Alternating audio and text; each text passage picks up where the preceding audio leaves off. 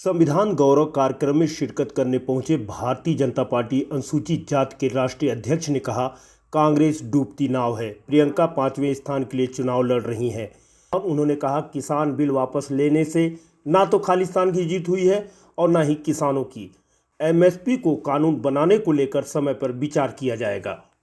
संविधान और संविधान निर्माता को लोग याद न रखें, ये षड्यंत्र कांग्रेस के द्वारा देश में हुआ है। 1975 में संविधान की आत्मा को कांग्रेस ने कुचला। सबसे ज़्यादा दलित और शोषित वर्ग के साथ अन्याय अत्याचार हो रहा है। वहाँ पर बार बार चीज़ें आ रही है, मतलब लोगों की जान माल की रक्षा नहीं हो पा रही है। तो भाजपा की क्या हालत होगी वहाँ? जिस प्रकार से राजस्थान में नेशनल क्राइम ब्यूरो की रिपोर्ट के अनुसार नंबर 1 राजस्थान कांग्रेस का सरकार में अपराध एससी के ऊपर ज़्यादा हो रहा है, गैंगरेप ज़्यादा हो रहा है। छत्तीसगढ़ भी उसमें सम्मिलित है। उत्तर प्रदेश में भाव मुक्त राज्य योगी जी ने दिया है। अब वहाँ बम नहीं फूटते हैं, अब चेहरों पे खुशियाँ होती है। अब अपराधी जो लोग हैं या तो जेल में होते हैं या उत्तर प्रदेश से बाहर होते हैं, उनके ऊपर कार्रवाइयाँ करना। अब उत्तर प्रदेश में दंगे नहीं होते। वो दिन कहाँ गए थे जब आपका विधायक रेप में फंसा? वो दिन कहाँ गए थे जब दलित लड़की के साथ रेप हुआ और उसकी लाश को रातों रात जला दिया गया? तो क्या उस समय संविधान वहाँ सुरक्षित थी? उत्तर प्रदेश की बात कर रहा हूँ। मुझे लगता है और भी बहुत उदाहरण है। देश भर में भारतीय जनता पार्टी की जावी सरकारें हैं।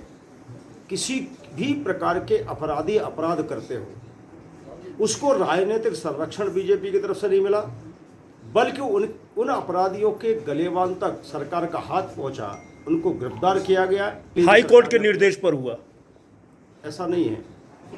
जहाँ जाती है वहाँ भीड़ लग जाती है, बहुत सारे लोग उनको सुनना चाहते हैं। प्रियंका गांधी, आपकी कोई ऐसी पार्टी की कोई नेत्री उसका मुकाबले में नहीं है वहाँ पर? कोई है क्या? जो 5वें नंबर के लिए चुनाव लड़ने के लिए उतर रहे हो, वो लोग उत्तर प्रदेश में सपना सत्ता बनाकर देंगे तो हास्यास्पद है। वो डूबती हुई नाव जो पूरे देश में जिसकी दुकान बंद हो गई है, जिसके शटर डाउन हो गए हैं, उत्तर प्रदेश में भारतीय जनता पार्टी के सामने सरकार बनाएगी, ये संभव ही नहीं है।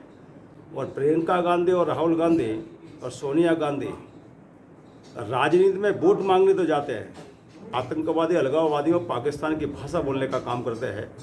ये उत्तर प्रदेश का आम मतदाता जानता है। अगर 5-10 सीटें भी आ जाए तो समझ लेना बहुत बड़ी बात है। ठीक चुनाव के समय ही संविधान गौरव को मुद्दा नहीं बनाया जा रहा है। मुझे लगता है हम मुद्दा नहीं बनाते हैं। 75 साल से क्या संविधान असुरक्षित था क्या? तो लीजिए, भारतीय जनता पार्टी ने अभी तक संविधान के खिलाफ कोई काम नहीं किया है। कांग्रेस कहती है कि संविधान खतरे में है बीजेपी से।